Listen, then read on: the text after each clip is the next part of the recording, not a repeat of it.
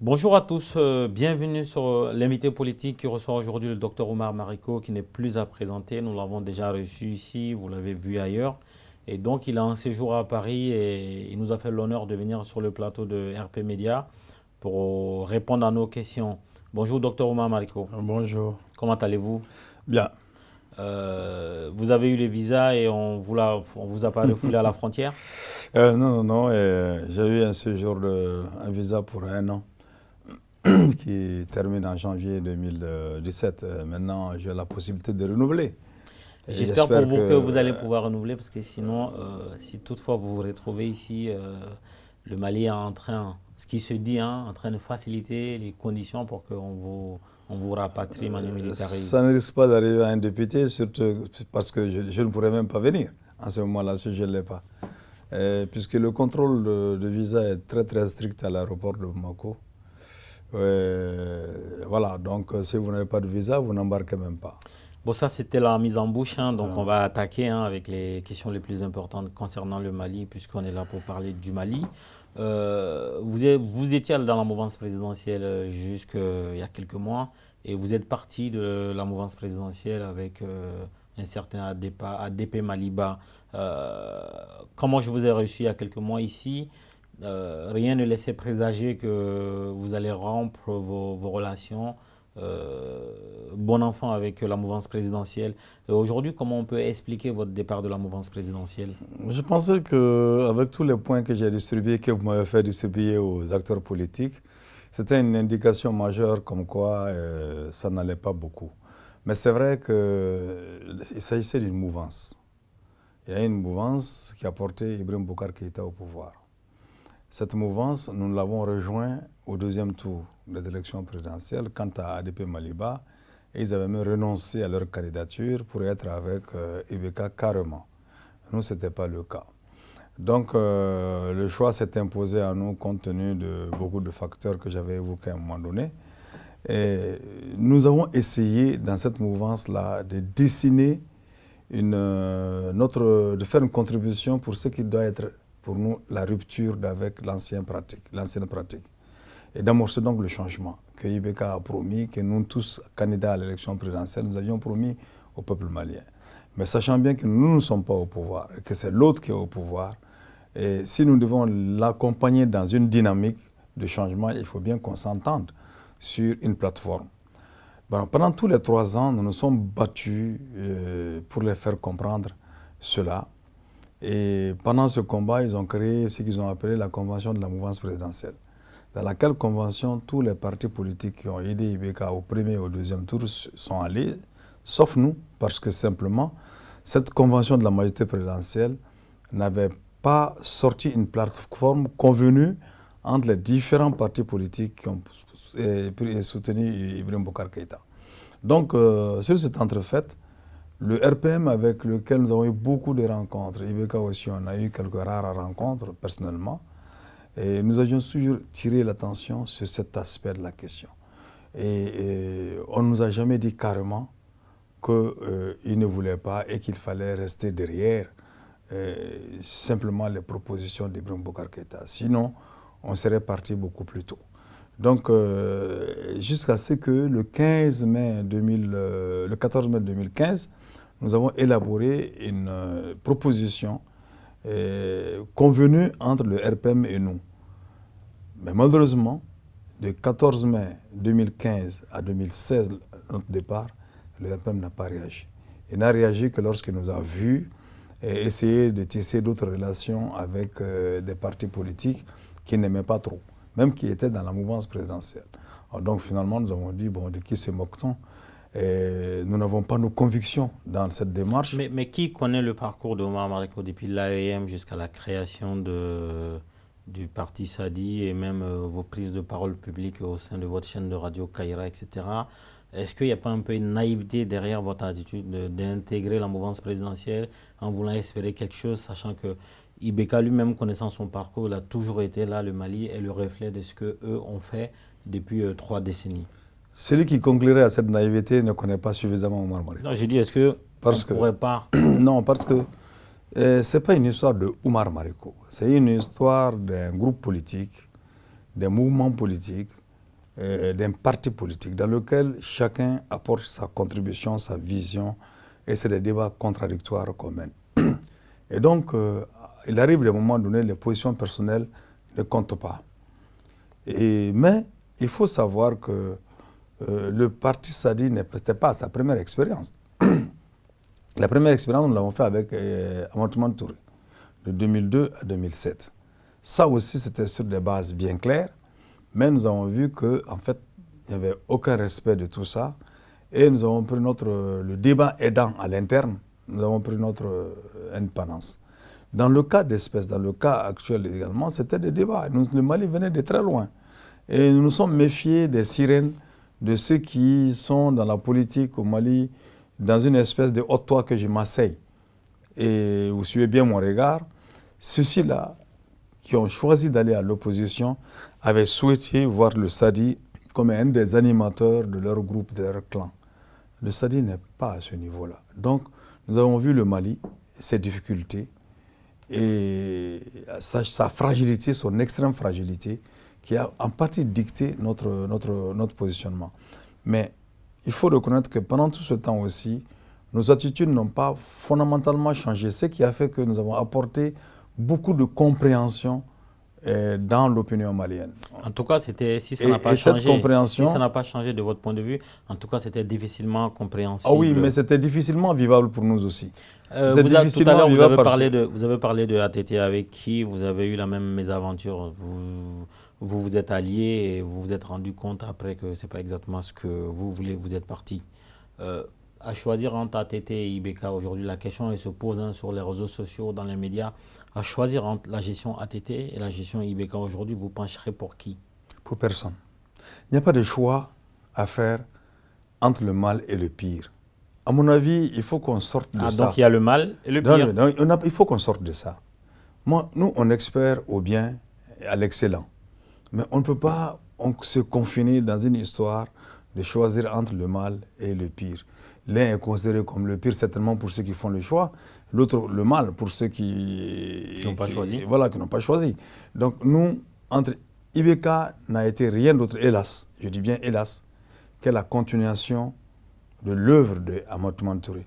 Et vous savez, dans le landorto politique malien, si un combat que Omar Mariko n'a jamais mené, en tout cas frontalement, c'est celui qui consiste pour les chefs d'État maliens à vouloir prolonger leur mandat, à faire un 3e mandat. Je n'ai jamais mené ce combat. Parce que pour moi, je suis dans un combat qui doit permettre au peuple malien de comprendre que le changement d'homme n'est pas forcément le changement de système. Et si bien que les 2 mandats d'Alpha, si Alpha voulait un 3e mandat, alors donc son 3e mandat a été porté par Amadou Touré. Et donc Ibeka n'a été rien d'autre que celui-là qui a amassé tout ce qui a mis au grand jour tout ce qui avait véritablement de nauséabond dans ce système qui a été installé depuis 1992 par lui aussi, par Ibeka, par Amadou Touré, par Alpha Omar Konaré, et dans un grand mouvement qu'ils ont appelé ADEMA. Et cet ADEMA-là qui s'est divisé en RPM, en URD, pas sur des questions de fond, des questions de système, mais sur des questions simplement de un tel devrait être là, il a refusé qu'un tel soit là. Et cela se déteint sur toute la politique en République du Mali. Alors donc, en fait, le départ, les relations que le parti Sadi fait a fait jusque-là, c'est basé sur une appréciation d'une situation concrète et le jeu de la majorité interne au sein du parti. Là, nous sortons des élections municipales, donc il y a une nouvelle carte municipale qui a été dessinée avec certainement le RPM comme premier parti en tout cas si on s'en tient au niveau municipal. Quelles sont les conséquences pour le Mali et quelle est la moisson du parti Sadi à ces municipalités? Je commence par la moisson du parti Sadi. Nous avions 225 listes électorales sur l'étendue du territoire national. Donc de Caille à Tombouctou, Gao. Gao, nous n'avons pas pu, on avait la possibilité d'avoir une mairie, mais l'élection a été sabotée par le Gacha, qui voulait coûte que coûte que ce soit le RPM qui est la mairie à Intilit. Ça, c'est un exemple, je le dis volontairement, pour que les gens puissent réfléchir un peu. Si les gens du Gacha veulent venir démentir les propos du Dr Oumar Mariko, vous êtes les bienvenus. Cette histoire-là. Contactez-nous et vous aurez un droit de réponse. Personne du Gacha ne peut venir démentir ça sans verser dans le mensonge. Alors donc, sur les 225 listes, nous avions 30 millions de francs CFA sur les 225 listes. Ça fait pas beaucoup. Pour les 225 listes. Donc ça fait, il y a des groupes, des listes qui ont eu juste 150 000 francs CFA, d'autres 200 000 francs CFA. Et nous avons pu avoir, contre la fraude, contre les puissants d'argent, nous avons pu avoir 16 municipalités, 285 conseillers municipaux pour l'instant. Et voilà, donc c'est ce que nous avons pu avoir. Est-ce que vous êtes satisfait ou pas de cette moisson? Nous ne sommes pas satisfaits. Nous ne sommes pas satisfaits parce qu'on aurait pu tripler. On a eu plus que ce que nous avions dans le passé, mais le travail que nous avons abattu dans ce pays devrait nous donner 5 fois plus que ça, ou en tout cas 3 fois plus que ce que nous avons. Est-ce que vous imputez cette position-là à un progrès dans la médiocrité ou à la fraude qui était en face de vous? Il y avait la fraude massive, mais il y avait surtout l'argent. Les partis qui se sont succédés, ils ont sorti de l'argent comme pas croyable. On peut les nommer? Mais tous ces partis politiques-là, tu veux prendre les 3 premiers partis en tout cas, c'était l'argent. Le RPM, l'URD, l'ADEMA, c'était l'argent. Les partis classiques là, c'est vraiment de l'argent qu'ils ont sorti. Et comment les populations se comportaient face à ce afflux d'argent? Alors malheureusement, les populations ne sont pas encore sorties. Dans beaucoup d'endroits de la République du Mali, ne sont pas encore sortis de cette façon de ne pas croire aux hommes politiques et donc d'aller prendre de l'argent. Donc si bien que la mobilisation était faible. Mais il ne faut pas oublier une chose, il y a la corruption, il y a l'argent. Ce qui a fait d'ailleurs la différence entre le RPM et les autres partis, c'est la même mise qu'elle a faite sur l'administration. Les sous-préfets, les préfets, l'administration s'est montrée pas très digne de la République. Vous êtes en train de dire, Dr Oumar Mariko, que l'administration malienne a joué malheureusement, pour le RPM. Malheureusement, l'administration malienne joue toujours pour le prince du jour. Et cette fois-ci, elle n'a pas fait abstraction. Alors qu'elle avait toute la possibilité de faire abstraction parce que nous nous sommes tous battus, nous nous battons tous les jours pour que cette administration puisse changer. Mais vous savez, comme on l'a vu avec le RPM, comme on a vu avec les autres, dès que le RPM est venu au pouvoir, les préfets sont choisis, les sous-préfets sont choisis, il faut être du RPM pour être à ce poste, il faut être du RPM. Donc il y a eu des nominations partisanes, exactement comme nous l'avons connu en 92 et en 97. L'administration a été politisée. Absolument politisée. Absolument politisée. De toute façon, les recrutements maintenant se font sur des bases politiciennes au Mali, sur des bases partisanes au Mali. Ça touche jusqu'au recrutement des jeunes à la fonction publique, jusqu'au concours. Il y a des listes d'intel, des listes d'intel, des listes d'intel. Malheureusement, c'est comme ça. Et donc là, encore une fois... Et comment on fait de la politique dans un tel pays si on n'est pas du RPM alors? C'est de tous les jours on se bat. Les autres partis politiques, c'est ce qui explique aussi beaucoup de spéculations que les partis font. Il faut aller avec le pouvoir pour avoir un peu d'argent, il faut aller avec le pouvoir pour être à l'abri de l'administration, etc. Ce jeu politique, le parti Sadi a toujours refusé de se prêter à ça. Et donc pour dire que au Mali, l'administration a beaucoup pesé pour ces élections-là et l'argent aussi est sorti. Il y a des gens qui ont sorti 150 millions pour une commune, 100 millions pour une commune, 50 millions pour une commune.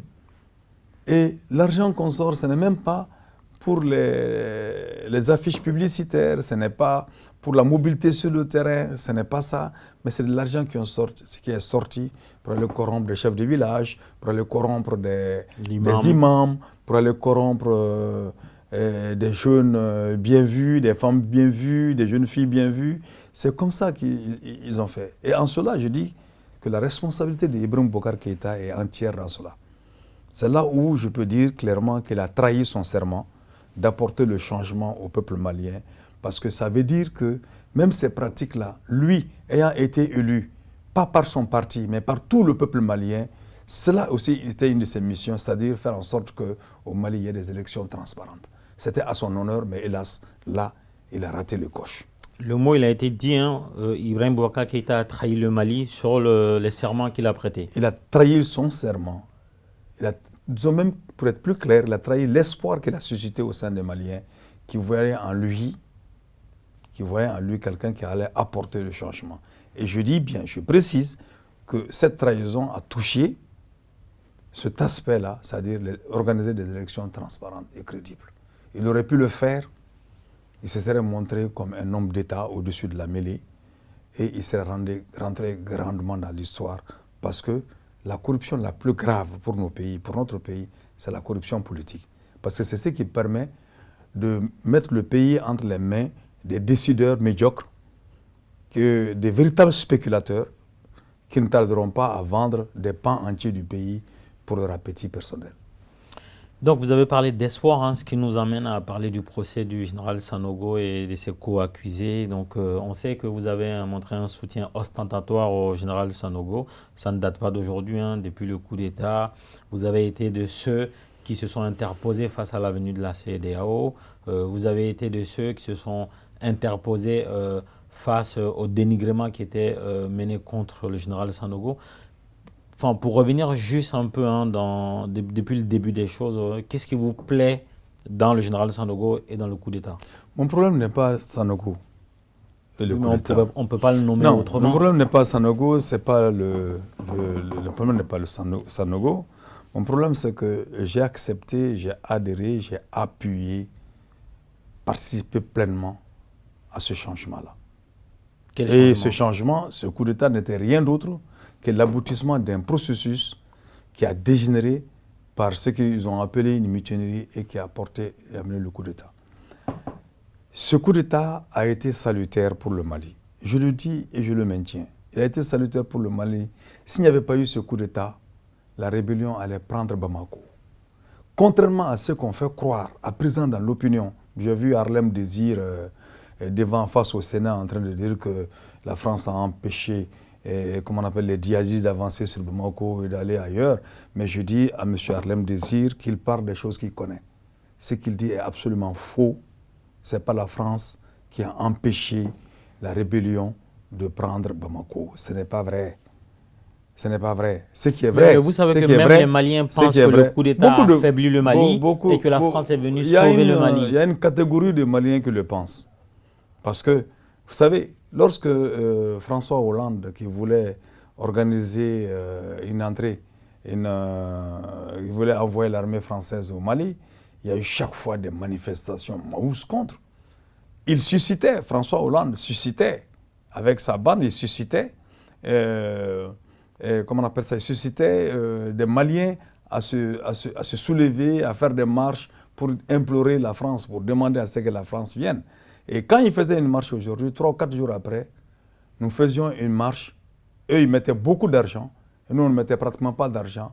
Nous organisions une manifestation 5 fois plus grande, parfois 10 fois plus grande que ce qu'ils faisaient. Ce qui a fait que la France a reporté plusieurs fois son intervention en République du Mali. Ce qui a fait que nous autres, nous avons été sévrés de visa. On a été sous pression de la France et de la CEDEAO.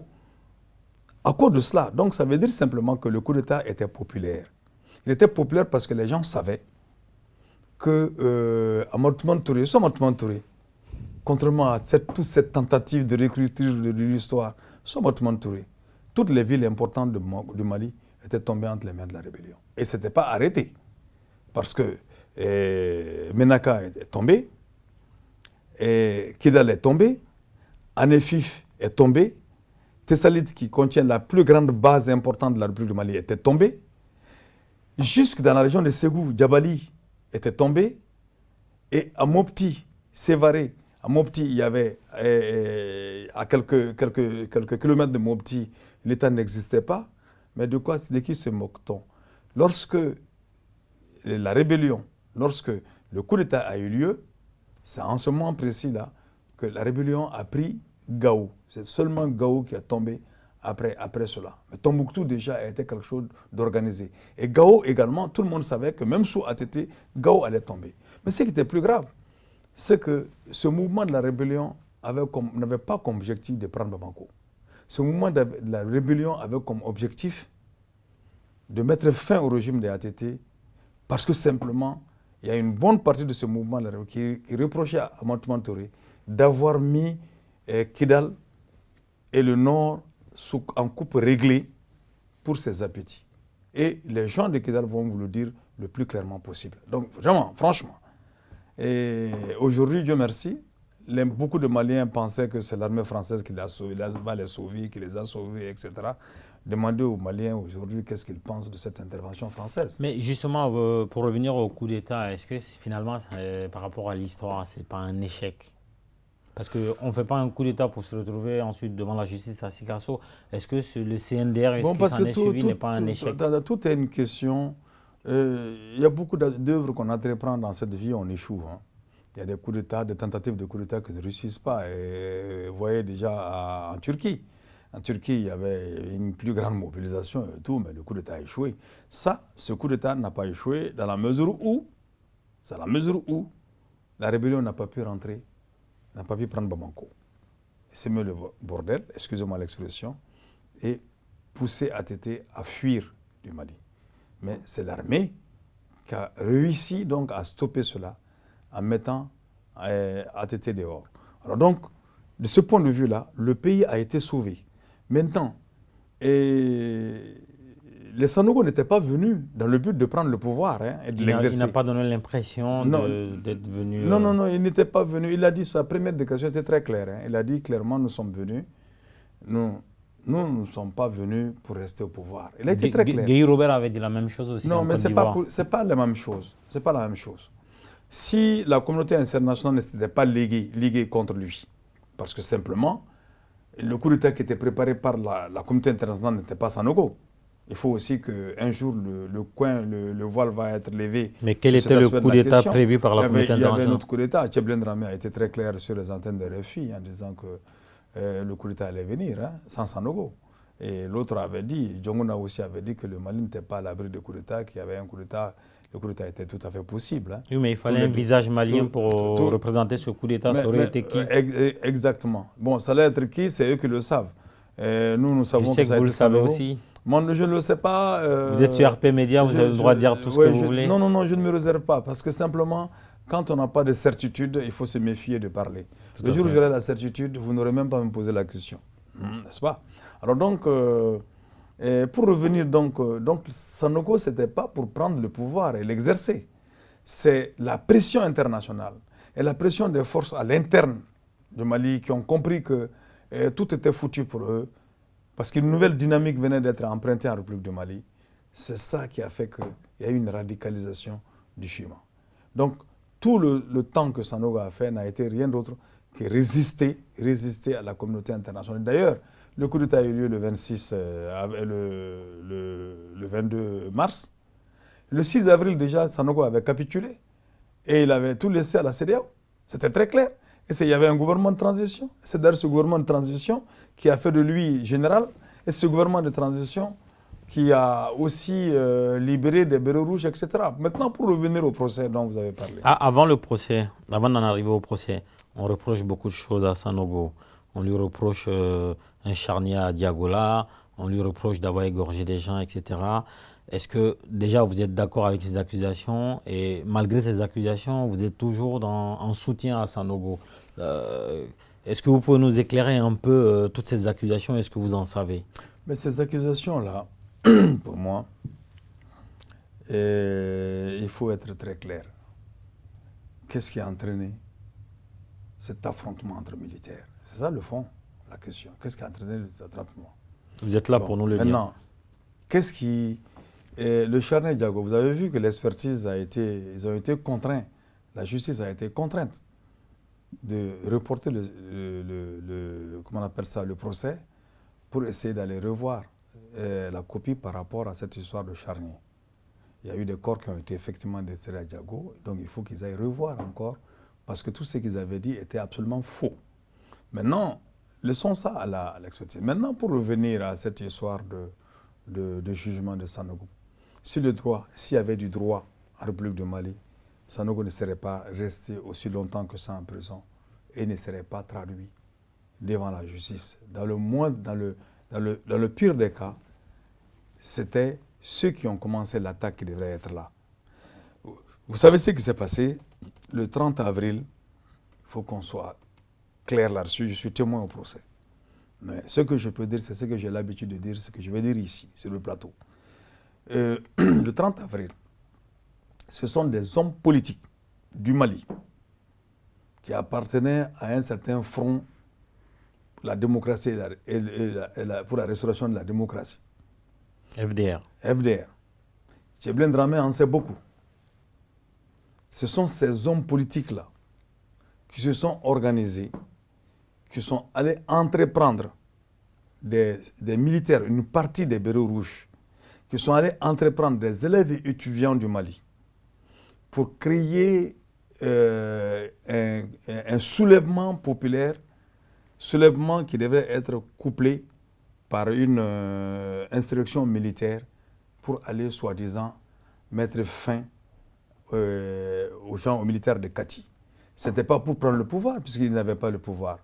Selon les putschistes, ceux qui ont fait cet acte-là, cette attaque du 30 avril, selon eux-mêmes, ils ont fait ça pour que la transition ait les mains libres et que Kati ne soit plus l'épée de Damoclès sur la tête donc de la transition. Si vous lisez l'arrêt des renvois, vous allez voir que ce sont des militaires qui étaient mécontents, qui ont pris des armes. Voilà, ça, on reconnaît ça clairement. Donc, mais le 30 avril a commencé par la radio Kaira. Et quand ces étudiants qui ont été manipulés par des politiciens bien connus du FDR, qui sont descendus à Bamako, qui sont allés pour saccager la radio Kaira, ils n'ont pas réussi grâce au groupement mobile de sécurité dont les responsables ont été arrêtés aujourd'hui. Grâce donc à une fraction de Kati, parce que le GMS a été débordé, le commissariat du 6e arrondissement, du 12e arrondissement n'ont pas bougé, alors que la radio Kaira se trouve à l'intersection de ces deux commissariats. Ils sont venus pour protéger la radio Kaira. Le GMS est une partie de Kati qui est venue rapidement. Mais comment des étudiants puissent lever des 4x4 pour aller se rendre à Koutchala? Ils ont brûlé la radio Kaira de Koutchala. Ils ont failli brûler le personnel dans le bureau. N'y était l'alerte qu'on avait donnée aux populations. Donc, ils ont brûlé la radio de Koutchala. Ils sont allés en 4x4, mobiliser les étudiants. Ils sont allés en 4x4, en véhicule, mobiliser les étudiants de Ségou pour brûler la radio de Ségou. Ils n'ont pas réussi. Et à Mopti, ce sont ces mêmes gens du FDR qui ont brûlé le siège du parti Sadi. Personne n'en parle. Donc, ils ont fait ça vers 14h. Quand ils n'ont pas réussi à Bamako à prendre la radio de Bamako, de Kaira, vers 14h, le relais a été fait par des Bérets Rouges, par certains militaires, majoritairement Bérets Rouges, parce qu'il n'y avait pas que des Bérets Rouges. Il y avait des policiers, il y avait des Bérets Verts. Ce n'était pas que des Bérets Rouges. Donc les Bérets Rouges étant majoritairement là-dedans, on a dit les Bérets Rouges. Donc quand une partie de ces Bérets Rouges s'est levée pour prendre la ville, tuer des gens devant l'ORTM, pris l'Office des radios et télévisions du Mali. Ils ont pris également l'aéroport où ils ont tué des gens. Alors, donc, et des gens étaient lancés moi-même à mes trousses. Alors donc, ils ont tué. Et maintenant, il y a eu des gens qui sont venus de l'extérieur du Mali. Des mercenaires qui sont venus. Parce que nous avons tous été alertés comme quoi quelque chose du genre se préparait du Burkina Faso, de la Côte d'Ivoire, pour venir au Mali. On a tous été alertés, on nous avait informés déjà. Mais ceux de Kati ont été d'une extrême naïveté parce que nous les avons informés qu'il y avait des choses qui se passaient, des pas aussi très claires que ça. Et c'est ainsi qu'il y a eu des morts. Il y a eu beaucoup de morts. Alors, donc, Kati a réagi. Kati a réussi. Et puisque l'ORTM C'était un complot très très grave. Puisque l'ORTM, il y avait même à l'ORTM des gens qui sont battus pour que l'ORTM ne soit plus protégé. Vous savez, le même jour du 30 avril, les travailleurs de l'ORTM sont allés en grève en disant oui, que la présence des militaires les empêchait de tourner en rond. Regardez tous ces pays africains-là. Même ici aujourd'hui en France, regardez. Dans tous ces pays-là, vous avez des militaires, des policiers, des vigipirates et tout ça, là, etc., qui sont dans les chaînes de télévision, etc. Comment des travailleurs d'une télévision nationale vont abandonner le service en disant que... Donc l'ORTM était dans le coup. Je vous demande, vous allez analyser. Je suis témoin, je ne rentrerai pas dans certains détails. Alors donc, maintenant, Sanogo, quand il a eu le dessus, ne pouvait pas parler parce que l'ORTM était fermé. Les autres radios ne voulaient pas le recevoir. C'est Kaira qui a offert ses antennes. Et ensuite, il y a une radio à Kati qui a donné ses antennes. Radio Nieta, je crois. Oui, je ne sais pas quoi. Il y a une radio là-bas qui était moins forte que Kaira, qui a donné donc son micro à Sanogo. Et puis la radio de Kaira de Bamako. Alors donc, c'est ainsi que le coup a été déjoué parce qu'il y a un cargo militaire, un C-130, qui est venu à Bamako, qui n'a pas réussi à atterrir à l'aéroport de Bamako et qui était rempli de munitions, d'armes, de militaires en provenance du Burkina Faso. Alors donc, quand, en ce moment-là, il y a eu des morts, il y a eu la riposte de Kati, évidemment, la riposte, ce n'était pas un déjeuner des galas, ce n'était pas une promenade de santé. Donc, il y a eu des morts. Kati a porté plainte contre cette situation-là. La justice malienne ne l'a jamais examinée. 3 mois après la plainte de Kati, c'est les Bérets Rouges qui introduisent une plainte et cette plainte a été rapidement examinée et Sanogo se trouve aujourd'hui devant la barre. Mais je vais vous dire une chose. Et j'ai eu à le dire à le ministre de la Justice, hein. Je dis, vous n'êtes pas en train de faire du droit. Mamadou Ismaël Konaté, je dis, vous n'êtes pas en train de faire du droit. Je dis, un avocat de renom comme vous, devenu ministre de la Justice, comment vous pouvez me permettre de telles violations de droit? 1. Les délais de citation. Les détenus ont entendu à la télé, dans les journaux, ils vont être jugés à telle date. Il n'y a pas eu de citation donnée aux détenus. C'est-à-dire qu'eux-mêmes ne savaient pas. Eux-mêmes ne savaient pas. C'est dans la presse écrite qu'ils ont su. Une presse bien connue aussi, un journal bien connu, qui a toujours dit, dont le juge d'instruction Yaya Karambé, qui était lui-même, faisait partie, le juge Yaya Karambé faisait partie de ceux-là qui ont prôné la destitution de la Constitution, le 22 mars 2012, et qui ont écrit l'acte fondamental de remplacement de la Constitution, et qui se faisait appeler le caporal Karambé du CNRE, du groupement des Sanogo. Est-ce que ce juge-là avait l'éthique et la morale nécessaires de faire l'instruction de ceci, cela? Donc ça veut dire que les juges maliens, les magistrats maliens... Donc en fait, ils préparaient une deuxième république. Bon, de toute façon, l'important c'est que le juge d'instruction en question faisait partie de ceux qui ont fait le coup d'État. C'était un des conseillers, il faisait partie de l'arsenal juridique qui conseillait Amadou Aya Sanogo et qui ont beaucoup travaillé avec Amadou Aya Sanogo. Et qui se retrouve aujourd'hui... Voilà, et c'est lui qui devient le juge d'instruction. C'est lui qui allait montrer Diago, c'est lui qui a montré, comment on appelle ça, quel cimetière encore, c'est lui qui allait montrer ses soi-disant charniers. C'est lui qui allait les montrer, le juge Donc en fait... Pourquoi vous parlez de ça? Vous le soupçonnez lui-même d'avoir fait partie de toute façon, des expéditions? La profession, elle est noble, il y a une question d'éthique. Vous savez, il y a une question d'éthique. Et même si je suis un excellent chirurgien, je ne vais pas opérer ma femme. Non. Alors quand tu es un magistrat de renom et que tu as participé à asseoir une situation, je te vois mal, par simple éthique, prendre un dossier pour aller instruire des choses contre ces gens, alors que tous ces faits se sont déroulés sous tes pieds. Bah, vous parlez d'éthique, justement. Il y a eu, comme je l'ai dit, il n'y a pas eu de citation. Le juge lui-même, à mon avis, n'avait pas qualité à faire ce travail-là. Il y avait aussi le délai d'écrou qui était dépassé. La loi malienne est très claire. Les Sanogo, son arrestation arrivait à 3 ans le 27 novembre. Et la loi malienne est claire là-dessus. Je crois bien 2 mois avant le 27 novembre, puisqu'il n'a pas été jugé, il devrait être libéré. Donc on a préféré ajouter une violation à une autre violation en faisant la proclamation pour le 30. Et même là encore, en termes d'exception, si on respecte la loi, si on veut faire la loi, il ne devrait pas être jugé. Il devrait être simplement libéré, quitte maintenant à la justice malienne, au ministère public du Mali, de revoir un autre renrôlement de l'affaire. De toute façon, c'est eux qui savent leur procédure. Donc, pour ça, et les témoins, les auditions des témoins n'ont pas été communiquées comment on appelle ça, aux accusés. Ce qui est aussi une violation des procédures. Mais il y a un élément extrêmement important sur lequel moi j'avais pensé, honnêtement, que les gens qu'on aime ou pas Sanogo, on devrait réagir.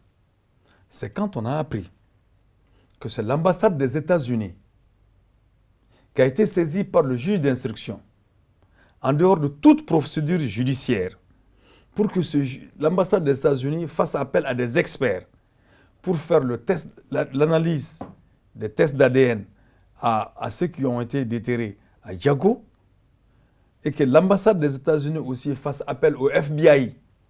Oui. Pour que le FBI fasse l'expertise. Et c'est le FBI qui a fait l'expertise. Je dis honnêtement,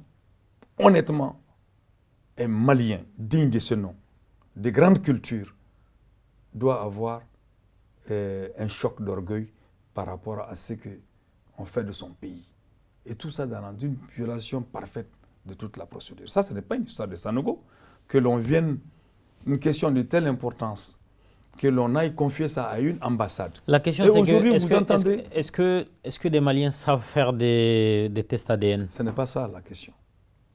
Ce n'est pas ça la question. La question, est-ce que c'est à une ambassade qu'il faut donner? Est-ce que c'est à un service secret qu'il faut donner, qui n'a aucune expertise médicale? Ça n'a pas été présenté comme ça. La question, c'est ça. C'est-à-dire que c'est là encore une perte de souveraineté, un refus d'assumer son indépendance et sa souveraineté.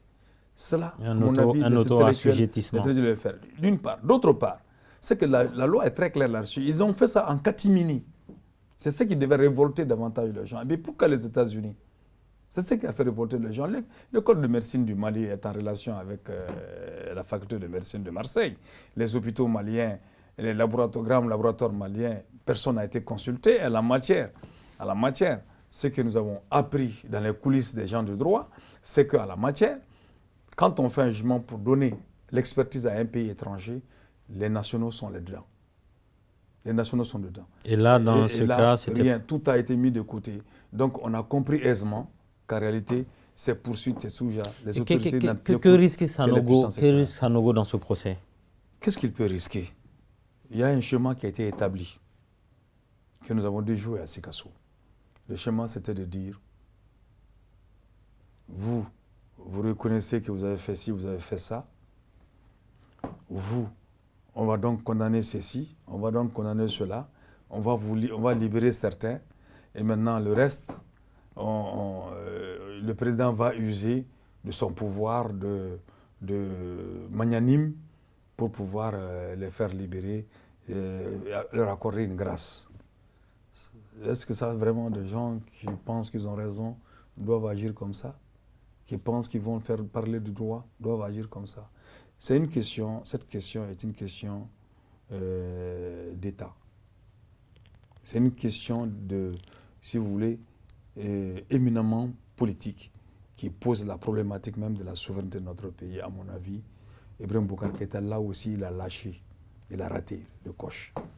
Il a raté le coche de faire prévaloir son rôle d'homme d'État pour faire parler la justice. Des gens disent aujourd'hui, oui, le président a dit, il faut dire le droit. Si, à ces cas, il faut dire le droit. Si ils doivent être libérés, si le droit n'a pas été respecté, il faut dire le droit. Je n'interfère pas. À mon avis, ce n'est pas acceptable parce que il est le premier magistrat.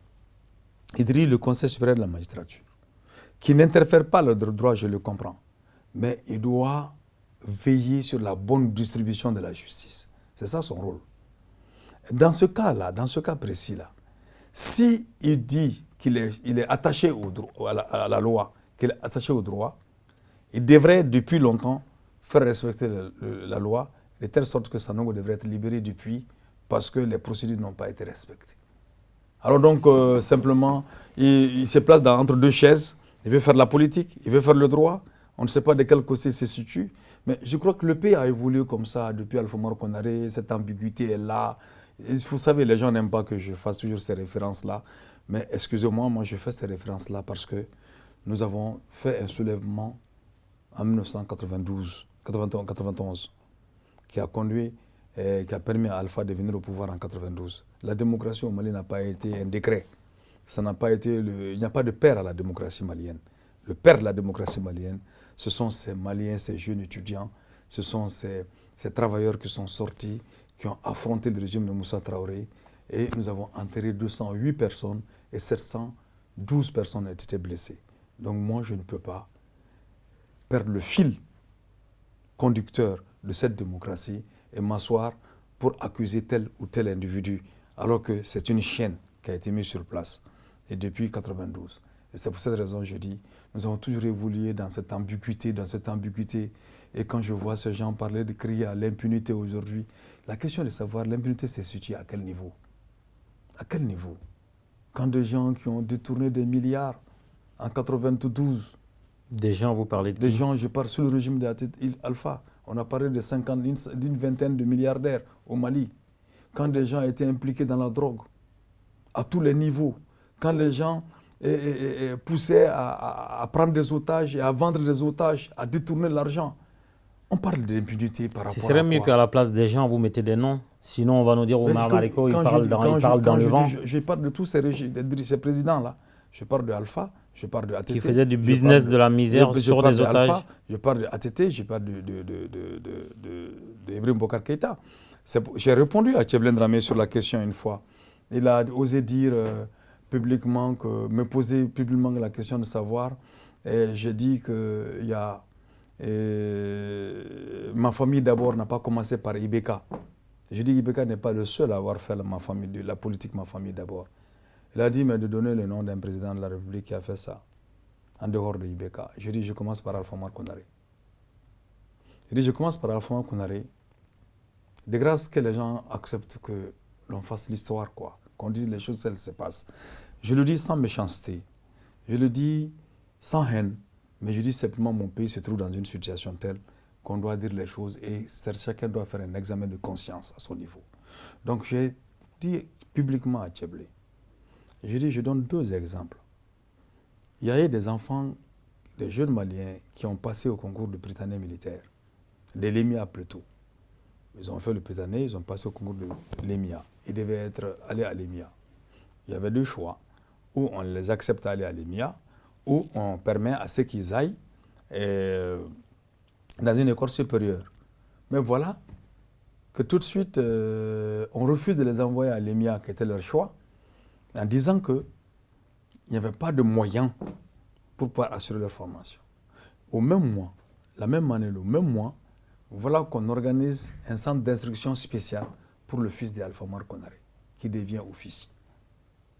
Il dit ça, c'est pas ma famille d'abord. Ça y ressemble. Ça lui ressemble. Alors quand ce fils-là,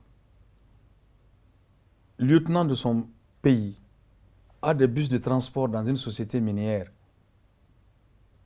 portant le nom de sa grand-mère, ça ressemble aussi ça à ma famille d'abord? Ça y ressemble si ça s'est passé comme ça. Alors, donc, je m'arrête là. Je dis à Tcheblé que je m'arrêtais là, mais quand on prend le régime de ATT, Lobo Mabo Fanta, ça c'était connu, ça, tout le monde le sait. Et maintenant, Ibeka, c'est ça. Je dis donc, en réalité, il ne faut pas... Là, on a fait le tour, hein, donc on va revenir à la personne qui dirige aujourd'hui la justice malienne, à la personne de Maître Mamadou Ismaël Konaté. Il y a une petite controverse autour de Maître Mamadou Konaté parce qu'il était un peu dans le giron du général Sanogo quand ce dernier était à Kati. Je crois qu'il a fait partie aussi des groupes de négociateurs qui ont affronté on était ensemble là-bas. Voilà, la délégation de la CEDEAO. Et quand, donc, on va dire, il défendait les intérêts de la junte. Et donc, Maître Mamadou Konaté, donc, qui a défendu les intérêts de Sanogo. Et quand le président Ibeka a été opposé au journal Mediapart pour avoir retranscrit les écoutes sur Michel Tomi et donc qu'ils avaient mis Ibeka sur écoute. Et donc Maître Mamadou Konaté s'était porté pour défendre les intérêts du président Ibeka face au journal Mediapart. Et aujourd'hui, vu la position de l'État malien représenté par le président Ibeka, vu le général Sanogo qui est accusé de meurtre et de certaines choses, comment Mamadou Konaté peut porter cette justice-là pour que le Mali s'en sorte gagnant? À mon avis, ces questions-là appartiennent à Ibrahim Boubacar Keïta et à Mamadou Konaté. C'est Ibrahim Boubacar Keïta qui sait comment il a choisi Mamadou Konaté. C'est Mamadou Konaté qui sait s'il peut assumer la tâche ou pas. Alors donc, c'est un avocat, avant tout. C'est un avocat avant tout. Donc il prête son service à un client que le président de la République. À mon avis, formellement, il n'y a pas de mal à cela. Mais bon, maintenant qu'il soit avec la junte et qu'après il soit ministre de la Justice, c'est encore un moyen pour lui de pouvoir veiller sur cette justice-là. Et c'est pourquoi je l'ai dit, qu'en tant qu'avocat rompu à la tâche, là, je n'ai pas ajouté autre chose. J'ai dit qu'il devrait veiller, il devait se révolter contre tant de violations. Mais s'il ne le fait pas, il abandonne le droit, il est en politique. S'il est en politique, donc il faudra faire, comment on appelle ça, sa position politique, il faudra qu'il aille jusqu'au bout pour être juste. C'est tout ce que je lui demande. Je veux vous montrer une vidéo et ensuite vous allez réagir là-dessus. Nous sommes là aujourd'hui, les Maliens, pour manifester par rapport à ce qui a été mis en place par le gouvernement malien, de connecter l'obtention du passeport à l'enrôlement pour obtenir les cartes NINA. C'est une vraie problématique pour la communauté malienne aujourd'hui en France. Ceux qui n'ont pas de carte NINA ne peuvent pas faire leur passeport. Et quand on ne peut pas faire le passeport, on ne peut pas renouveler son titre de séjour. Et quand on ne peut pas renouveler son titre de séjour, on perd son boulot et on perd son appartement. Et ça, c'est un véritable problème pour les Maliens aujourd'hui. C'est l'objet principal de notre présence aujourd'hui.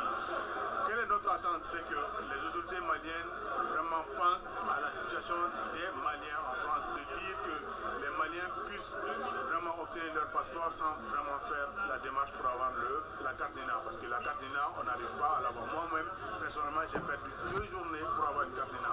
Les agents ne sont pas du tout formés pour une vraie rapidité de la procédure. Et il n'y a vraiment pas du tout de procédure de mise en place. Et on trimballe les gens, les citoyens de foyer en foyer, de je ne sais quoi, pour vraiment faire l'enrôlement. Et ce qui est pire encore, les gens qui se sont enrôlés, il y en a qui n'ont même pas pu avoir leur carte NINA à cause d'un truc informatique, on ne sait pas quoi. J'en fais partie, bien sûr. Depuis 2010, je me suis enrôlé et je me suis pointé. On m'a dit que je n'ai pas ma carte NINA. Voilà, aujourd'hui, moi, mon passeport il est arrivé à expiration et je ne peux pas renouveler mon passeport parce que je n'ai pas de carte NINA. Et beaucoup d'autres sont dans cette situation. Dieu merci, moi, je n'ai pas de problème de papier, mais ceux qui sont vraiment dans cette situation sont vraiment dans la merde. Ça, c'est la première des choses. La seconde des choses, les Maliens ont entendu que les autorités maliennes vont signer des accords de réadmission des sans-papiers au Mali. Tout le monde sait que c'est un nœud vraiment pour la communauté malienne en France. Il faut que les autorités... On a vraiment critiqué les anciennes autorités qui n'ont pas signé des accords parce que, voilà, aujourd'hui, c'est un véritable problème. Justement, vous venez de voir cette courte vidéo, c'était un reportage autour d'une manifestation de Maliens par rapport justement à ces conditions d'enrôlement et de délivrance de cartes NINA qui vous empêchent ou qui vous permettent d'avoir le passeport biométrique. Ma question c'est, est-ce que l'accord dont on parle, qui fait couler beaucoup d'encre entre le Mali et l'Union européenne, est-ce que le Mali l'a signé ou pas? Bon, vous savez, il y a une polémique là-dessus. Le Mali dit n'avoir pas signé, d'avoir signé un communiqué. Et quand on lit le communiqué, il y a tout dans ce communiqué-là. Le communiqué prépare le terrain pour la signature de l'accord, où l'accord a été signé et le communiqué montre ça déjà. Mais une chose est claire, c'est que j'ai vu Harlem Désir aujourd'hui, à la télé française, face au Sénat, à dire que le Mali a signé cet accord, qu'il vient de signer un accord. Et j'ai demandé au ministre des Affaires étrangères du Mali qu'est-ce qu'il en était. Il a dit à quel jeu jouent nos partenaires. Alors donc je ne sais pas à quel jeu joue le gouvernement, il y a un jeu. Et le gouvernement et l'Europe au peuple malien. Et je pense que ce que j'ai suivi aussi, encore une fois, Harlem Désir, il disait que Et après le Mali, il y a le Niger, il y a le Nigeria, il y a l'Éthiopie et puis il y a le Sénégal. Et ce sont ces 5 pays-là qui sont concernés par cette affaire-là et que les présidents vont prendre contact avec leurs partenaires, c'est-à-dire ces 5 pays-là. Bon, une chose est claire, en attendant que les choses s'éclaircissent, le parti SADC organise déjà une conférence de presse le 18 décembre sur la question, sur la base du simple communiqué. Alors donc, nous aurons de notre point de vue là-dessus. Le communiqué est assez ambigu. Il est assez ambigu, il prête à équivoque parce qu'il tente à montrer que le Mali a signé l'accord. Mais quoi qu'il arrive, tous les médias français, allemands, belges ont dit que le Mali a signé. Ils se félicitent du fait que le Mali ait signé cet accord de réadmission. C'est la même manière que Harlem Désir a présenté. Alors donc, maintenant, comme on le dit là, on ne peut pas cacher la fumée. C'est pas possible. On sait que les migrants, c'est quasiment des héros qui financent la paix sociale au Mali. C'est-à-dire que s'il n'y avait pas ils exposent leur vie pour la paix sociale. Voilà. C'est clair, ça c'est quand même clair. Est-ce que nos autorités ne sont pas en train de trahir là aujourd'hui ces migrants-là c'est absolument, je ne vais pas me dénier. C'est absolument clair parce que nous avons fait beaucoup de mouvements contre Amathouman Touré sur la base de ces accords-là qu'il voulait signer et puis sur beaucoup d'autres choses. Sur cette histoire de Frontex, de CIGM. Le Frontex, j'ai interpellé Kadhafi là-dessus quand j'étais allé en Libye quelques mois avant que Sarkozy ne fasse descendre sa bombe sur la Libye. Et je constate que l'Europe ne comprend même pas, ou feint de comprendre que les immigrés qui viennent de ce côté-là, c'est dû en grande partie à ce qu'ils ont fait en Libye. Et quand je les entends parler de leurs citoyens dont la vie est en train d'être exposés à la criminalité, mais qui se souviennent de tout ce qu'ils ont tué en Libye. Maliens, Libyens, tous les gens, ils ont transporté leurs parents, leurs citoyens, et ils ont laissé les autres sous les bombes.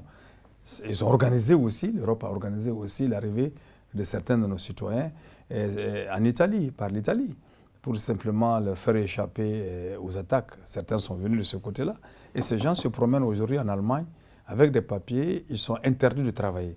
Ça, c'est des poids faciles qui vont ramasser et renvoyer tout de suite au Mali. Et à mon avis, cette situation va déstabiliser sérieusement le régime en place. Et le régime est en train de jouer avec le feu. Le régime malien. Le régime malien est en train de jouer avec le feu. Justement, ces migrants-là viennent en Europe sans l'aide de l'État malien. Ils contribuent à l'effort économique plus que l'aide publique au développement. Et le Mali fait encore le choix de cette aide au développement au détriment de ces migrants qui apportent plus. Et donc apporte son amour justement à l'aide au développement.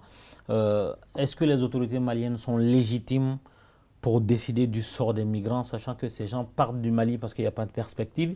Ils viennent chercher des situations ici, ils payent la paix, ils financent la paix sociale au Mali. Est-ce que nos autorités sont légitimes pour décider du sort de ces migrants? Mais ils sont légitimes, puis ils ont été élus. Ils ont la légitimité de gérer la politique nationale et internationale. Mais ce qu'il faut reprouver, c'est qu'ils auraient trahi leur peuple en ne défendant pas leur peuple. Mais en fait, ce qu'ils ont fait le choix, pas du social, pas de l'humain, ils ont fait le choix de l'argent. Et cet argent-là, elle ne va même pas développer ce pays. 145 millions pour financer 9 projets. 145 millions 145 millions d'euros que l'UE va donner. Ça n'a pas été précisé si c'est que au Mali ou si c'est à l'ensemble des pays. J'ai dû entendre là-dedans que sur les 145 millions, le Mali va avoir 90 millions. Voilà. Donc 90 ou 98 millions, c'est ce que j'ai entendu, je crois aussi, par la même chaîne de télévision, au débat des sénateurs. Mais à mon avis, c'est une erreur monumentale pour l'Europe, grave, que de lier l'aide apportée au pays pour le développement et la question des migrations. En tout cas, si l'aide au développement permettait de développer, ça serait. À mon avis, ce n'est pas deux situations à mettre ensemble. Il n'a pas à mettre. L'Europe ne doit pas. C'est bien ce qu'elle prend en Afrique. Et il y a eu tellement de calculs qui ont été faits pour démontrer que les dettes qu'on a, on a tout payé, on est en train de payer que des intérêts. Ils nous ont complètement déstructurés. Et après, on dit, prenez vos habitants, faites ceci, à cela, on vous donne encore de l'argent. Et cet argent qu'ils ont, est-ce qu'ils ont fait le décompte de l'argent qu'ils ont pris chez Kadhafi? Non. On détruit des pays, on prend l'argent de ces pays, on crée la misère, les enfants résistent, ils viennent vers chez vous, vous prenez l'argent que vous avez volé là-bas, vous allez leur en donner une partie, et après vous dites, vous les renvoyez là-bas, vous ne voulez pas être le berceau des misères. Mais justement, le discours que vous tenez, dès que les gens viennent au pouvoir... Je suis même fatigué de dire ce discours et de porter un doigt accusateur sur l'Europe. Mais je porte le doigt accusateur sur nous-mêmes. Donc le régime du Mali, en faisant cela, en ouvrant cette possibilité de signer cet accord-là ou en signant cet accord-là, trahit les intérêts du Mali. Le Mali va envoyer carrément des fonctionnaires en Europe pour faciliter à identifier les migrants expulsables. Vous savez, est-ce que c'est pas une rafle? Le Mali ne va pas les envoyer. Le Mali a l'habitude de les envoyer. Cette fois-ci, à la différence des autres régimes, ils ont codifié, ils ont signé. Donc le Mali a toujours fait ça? Ça a tout le temps été fait. Et j'ai interpellé, je suis bien placé pour le dire, parce que j'ai interpellé 2 fois le ministre malien de l'extérieur là-dessus, M. Makalou. Je l'ai interpellé 2 fois et je lui ai expliqué, je lui ai demandé, et en tant que président de la Commission des affaires étrangères de l'Assemblée nationale du Mali en 2008-2009, j'ai reçu beaucoup de plaintes, beaucoup de Maliens, et j'ai vérifié avec le ministère des Maliens de l'extérieur, avec la délégation spéciale, avec le Haut Conseil, je me suis rendu compte qu'effectivement, ce qu'ils font, très simple, ils prennent des fonctionnaires de l'État malien, ils les prennent, ils sont lourdement payés, on les amène à Bruxelles, on les amène quelque part, on vient dans les centres de détention, on vient, ils rentrent, et puis incognito, ils demandent quels sont ceux qui sont maliens ici. Eh bien les gens, celui qui va demander je suis malien, il dit, ah bon, nous sommes venus voir votre situation, nous voulons voir les Maliens, votre situation. Tous ceux qui se déclarent, on prend leur nom et après on va à l'ambassade fait le laisser-passer. On va jusque c'est grave ce que vous êtes en train de dire, M. Maliko. Mais je ne suis pas en train d'inventer. On va loin que ça. Il est même arrivé, ils viennent quand ils disent, mais on te regarde en face, on te dit, toi tu es malien, quand tu ne parles pas, ils t'insultent père et mère en langue nationale. En général, le malien... Et les gens réagissent. Et quand ils réagissent, on dit, oui, lui, il est malien. Il est même arrivé qu'on a pris des Guinéens, d'autres nationalités, qu'on les a amenés forcément au Mali. Vous savez, j'ai bloqué un avion en France ici et en Belgique. 2 fois.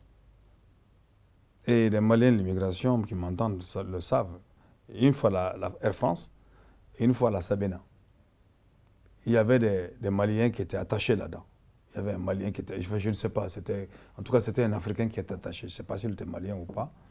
J'ai exigé qu'on le détache. Et on est allé en bagarre dans l'avion. En tant que député, le policier a dit que lui, il exerçait son droit de policier. J'ai dit, j'exerce mon droit de défenseur du peuple, donc de député. Et Air France a été obligé de faire descendre le monsieur. Ça s'est passé également en 1994. Je l'ai fait en 1994 avec la Sabena à Bruxelles. Ce qui m'a valu d'ailleurs une invitation, le premier main qui a suivi du Parti du travail de Belgique, le PTB.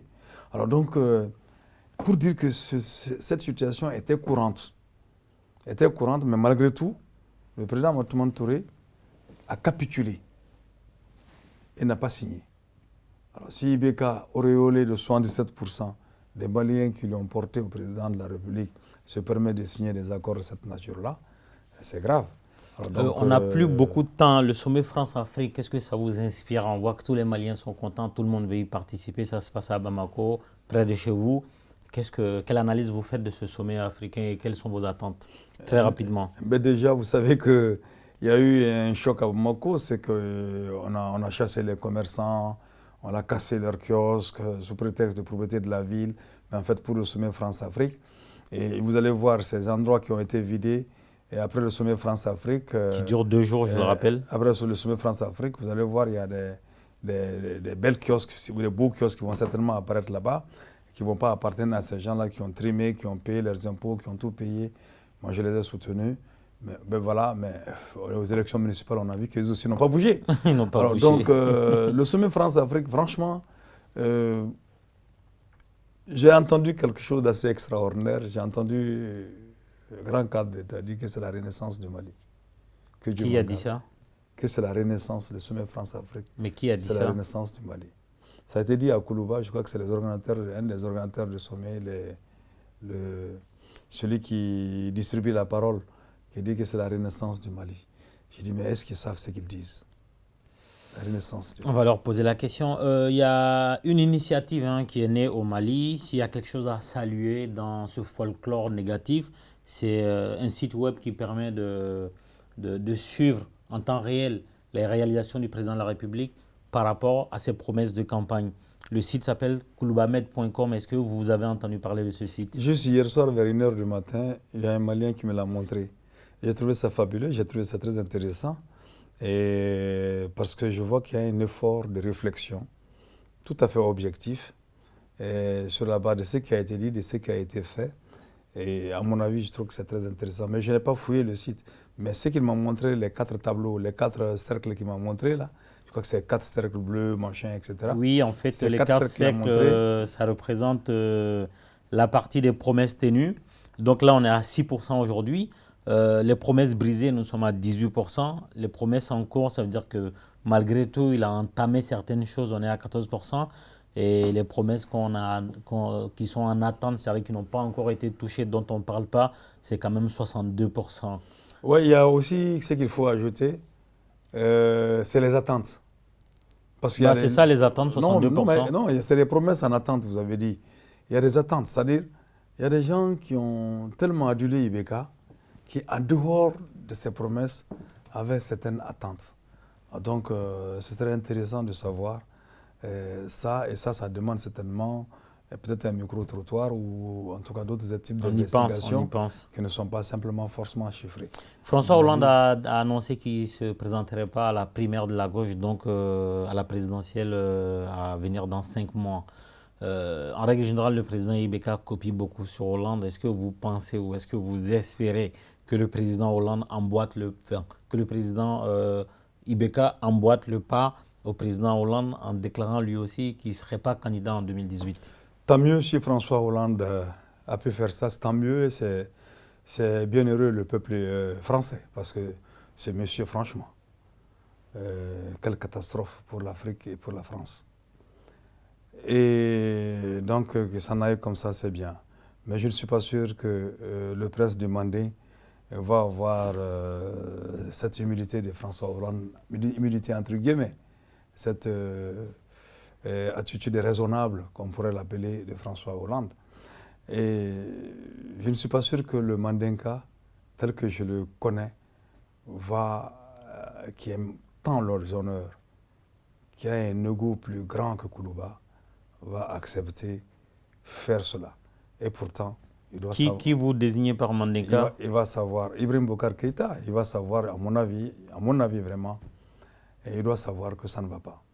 Il doit savoir que ça ne va pas, il doit savoir que franchement, il a dessus plus d'un. Mais il a tellement de courtisans qui lui disent autre chose. Il y a beaucoup de courtisans. Mais est-ce que vous, Marc, vous souhaitez que Ibeka fasse la même chose que Hollande, c'est-à-dire je ne me présente pas en 2018? Mais qu'est-ce que ça importerait un choix? De toute façon, on s'affrontera. Qu'il se présente, qu'est-ce que ça pourrait changer? Qu'il ne se présente pas, certainement ça va apporter des éclaircies. Mais c'est lui qui est maître de sa décision. Dernière question avant de clore cette émission. Vous avez dirigé l'AEM pendant des années. D'ailleurs, quand on parle de l'AEM dans les années passées, on pense à vous. Et aujourd'hui, il y a le CNJ, Conseil national de la jeunesse malienne. Est-ce que, à votre avis, ces deux entités tirent la jeunesse malienne vers le haut ou le contraire?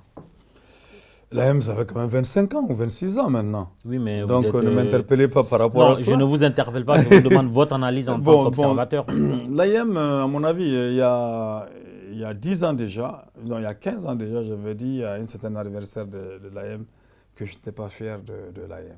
Non, l'AEM est à revoir. L'AEM est à revoir. Les étudiants doivent prendre conscience de notre évolution. Mais je crois que, quelque part, ça va. L'AEM est tombé dans cette situation à cause des pouvoirs publics.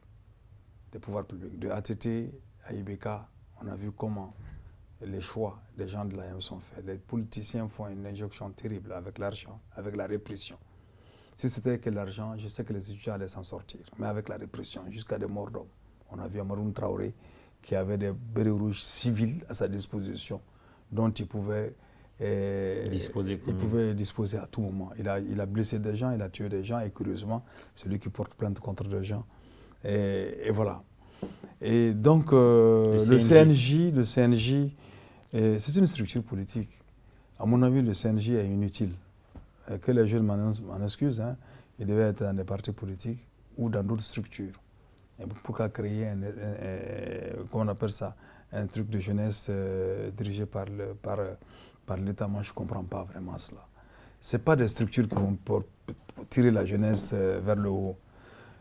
Vous savez, les gens, à un moment donné, il y a des slogans qui ont fait illusion au Mali. Jusqu'à présent, on continue là-dedans. Jeunes, jeunes, jeunes. Femmes, femmes, femmes. Et pour la jeunesse, les gens n'ont même pas compris que la jeunesse est une étape. Qui n'a pas été jeune? Tout vieux a été jeune. La question n'est pas le fait biologique. La question est l'apprentissage, l'éducation, la formation. Pas forcément la formation intellectuelle, mais la formation en termes de culture, en termes idéologiques. Alors donc, je sais que beaucoup de gens tirent sur ça. Nous, on est jeunes, donc on doit faire ceci, on a dit cela. Mais je disais qu'il y a des jeunes qui sont plus vieux que des vieux de 80 ans. Bien sûr. Quand on voit leur comportement, ce qu'ils font, etc., etc. Mais ces structures qui sont créées par l'État, tout le monde sait que c'est des structures d'influence. Des structures d'influence, et ce ne sont pas forcément les meilleurs ou les plus intéressants qui montent au sommet. Sauf si l'État change. Sauf si que la politique change. Vous savez, moi, je ne m'attarde pas sur ces questions-là, parce que mon problème, c'est qu'il faut un État de type nouveau à la République du Mali, qui va donc faire en sorte que jeunes femmes se retrouvent dans un combat politique qui permet à notre pays de s'épanouir. Mais pour le reste, là, franchement, je ne peux pas compter sur des structures associatives ou syndicales pour pouvoir nous tirer de cette situation. Surtout que le syndicalisme bat aujourd'hui de l'aile, pas seulement au Mali, partout dans le monde. Et c'est au désavantage du monde du travail.